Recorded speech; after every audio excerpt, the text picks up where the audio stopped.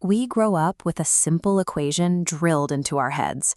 High intelligence naturally translates into wealth.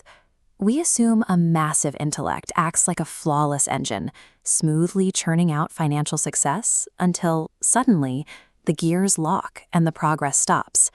Take Elias. He holds a master's degree in finance, can perfectly recite market trends from the last century, and understands the structural flaws of almost any business model you put in front of him. Yet at 34 years old, his bank account sits precariously near zero. He lives paycheck to paycheck in a cramped apartment, his desk buried under stacks of notebooks filled with theoretical billion-dollar ideas that never launch. Elias's intelligence acts as a point of friction. Every bit of data he gathers provides a new reason to pause, turning his brilliance into a mechanism for staying exactly where he is.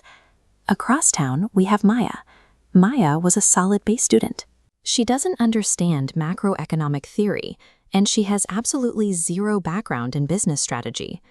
When Maya decided to start a home organization service, she didn't draft a 60-page business plan. She just logged into a neighborhood social media group and typed out a short, unrefined post offering to clean messy garages for $100. 2 years later, Maya oversees a profitable fleet of 3 branded vans and a team of 6 organizers, while Elias is still sitting in his apartment tweaking the color psychology of a logo for a business that doesn't exist. The market doesn't pay for potential, it pays for activity.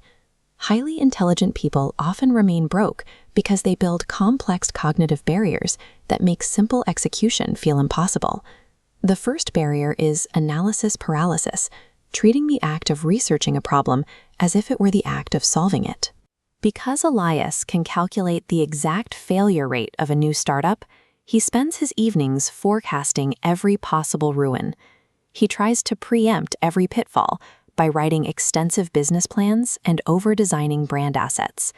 This loop simulates productivity, keeping the brain engaged while safely sheltering the business from the real market. But theoretical data is static. Actionable insight only generates when a project collides with an obstacle, creating friction to show what works. For the hyper-intelligent, spending months on market research is often just a socially acceptable way to avoid starting. Much of this stems from early conditioning. Smart kids are frequently praised for having the correct answer on the first try, linking their self-worth to being right. Entrepreneurship requires the exact opposite mindset. It demands that you become a novice again, asking basic questions and making highly visible mistakes in front of clients and competitors. The analytical mind often equates a public mistake with a loss of status. To avoid the discomfort of looking like a novice, the ego chooses the safety of the status quo over the risk of a messy launch. In this way, intellect becomes a shield, defending the individual against the vulnerability required to actually grow a business. This defense mechanism leads to the execution gap.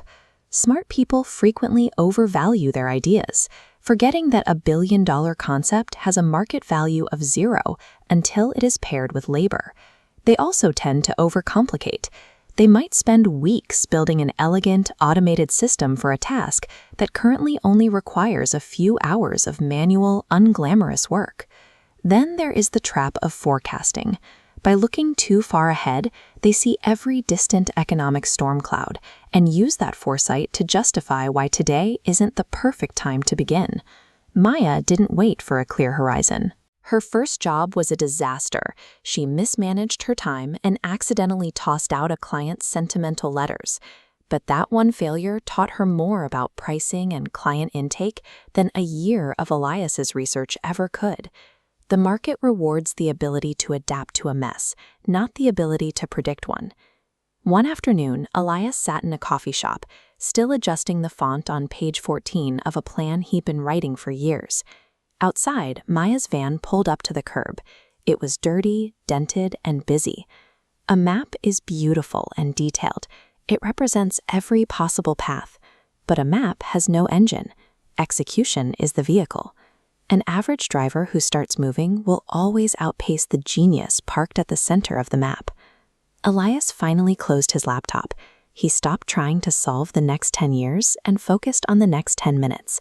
He sent an imperfect text to a local business owner. I've noticed a way to streamline your quarterly expenses. Can I show you this week? Stop looking for the perfect route. Lower your defenses, put the map aside, and take one messy, unoptimized